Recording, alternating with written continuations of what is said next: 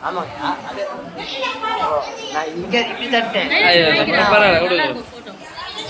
தட்டலே வரும்ல சரி சரி விடுங்க ஐயா ஒன்றும் பிரச்சனை இல்லை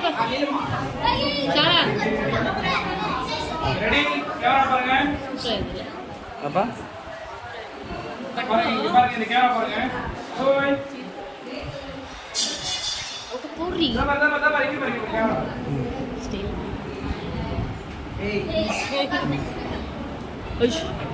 ஓகே